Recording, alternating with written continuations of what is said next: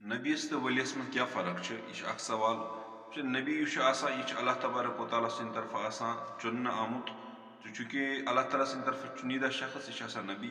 मसलन 1,24,000 नबी दुनिया में आमत, आखिरी नबी नबी अलैहिस्सलाम।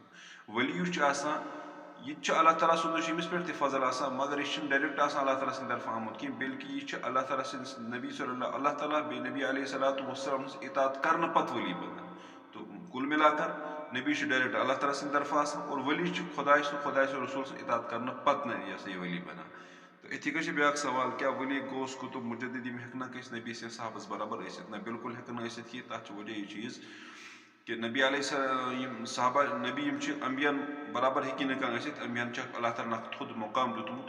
क्योंकि साहबी तो नबी सदिस दर्जस वरित कहें, क्या साहबी तेल बना ये नबिस पे ईमान अनित तस हेकान वो तेल साहबी बना।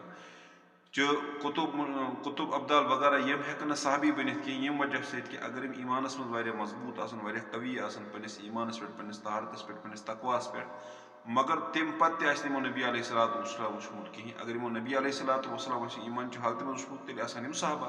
सह वुचकुर यमो कहीं, इसीलिए हेकन साहबी बनित कहीं। इसीलिए कह नबी, कह वली, कह मुजद्दिद, कह कुतुब या कह अब्दाल यम तम अलकाब यम तम अवलिया सह हे दर्ज पे रोजित, सह हे साहबी बनित कहीं। ये बुनियाद पे तम हुजूर वुचमित कहीं ईमान किस हालत मज, और नबी हेकन तम ये मूजूब बनित कहीं, तम अल्लाह ताला नबी बनात सोचमित कहीं। अल्लाह ताला दीन समझ तौफीक।